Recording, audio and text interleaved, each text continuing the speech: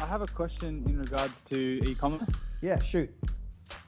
So I'm an artist and I'm trying to start up my own kind of products to sell online. Yep. And kind of that are of just different artworks that I've done. So, for example, like cups and mugs and stickers and even original artworks. My question was if you could speak into a bit of the e-commerce website and how to grow it, and also how to just drive traffic to it. Okay, good. Okay, I wanted to get really clear because that's quite a broad question. So your question is, how do you drive traffic to it? Yeah, so how would you kind of convert sales on an e-commerce website? Okay, they're two different questions. That's okay. Driving traffic to it and converting sales are two different parts of the process. Okay, so here's my baseline, right? Most e-commerce sites are about as relevant as a surf shop in Alice Springs, right? Because they've built an e-com store. It all may look pretty, but they don't tell anyone about it, right? You know, the beauty of e-com is, you know, you don't have the overhead of a shop front. People can buy 24/7. But most people think by setting up an e-com, people will find it. And they won't. Just like if you opened a shoe shop tomorrow morning in your town, you will only sell, like no one knows, right? You're the best kept secret. So I guess what I'm saying here is the mistake most people make is they do not build out anywhere near enough awareness about their e-com store, okay?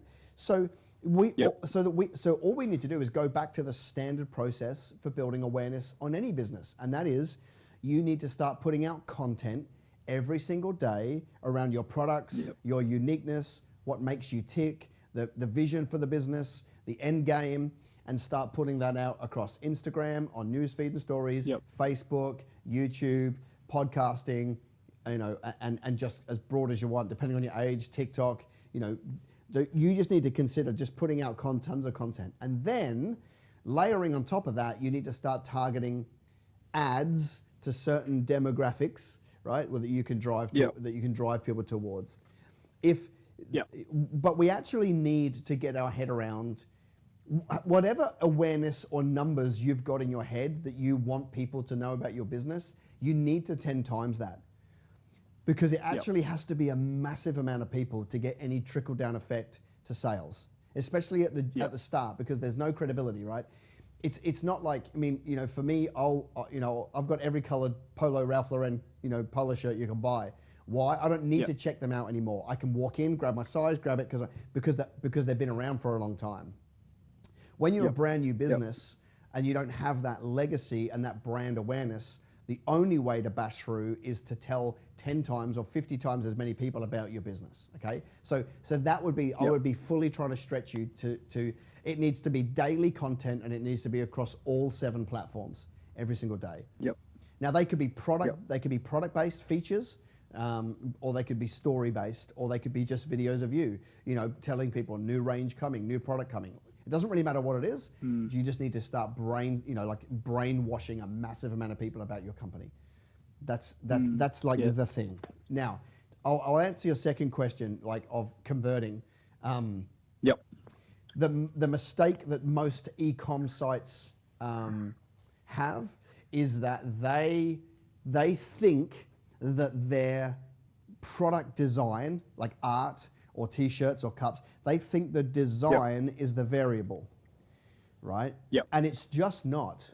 So the reason why I would shop with you over one of the 7 billion other e-commerce sites I could go to for artwork and cups and stuff is because of your vision and what makes you unique and the brand and the values of your company.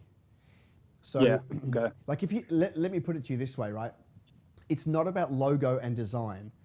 You know, the cross, right? The cross of Jesus is fairly similar to look at as the swastika, right? In terms of design, but they couldn't be any different in values and brand and purpose and vision, right? So it's like, I wouldn't want you to try and make your artwork the variable. I would want to hear your story and why you're doing it and the tribe you're trying to build and the impact you're going to have on lives. That's what I'm buying into. And if I buy into that, not at the start, not until you've bought brand, unless you've built brand legacy. When you've built brand, it goes the other way when you build brand, right? You could put out rubbish and people love you, so they buy it. right? Yeah, you know, right. a lot of artists do this. A lot of artists, they build a really big following, and people just buy their next album, even if it's rubbish. Like they'll just buy it because they bought into it. But at the start of the journey, you really need to really story tell around how you're going to touch lives and impact and how the world's a better place because of what you're doing. And if you can do that and it resonates, they'll buy. And then whenever you come out with a new release, they'll just keep buying your stuff. Okay, but just don't try and tell them that your design is the best, because it's too risky. Yeah, right. The design needs to be good, don't get me wrong, but then that's not their first purchase. Their first purchase is you in their mind, and the second purchase is the actual product.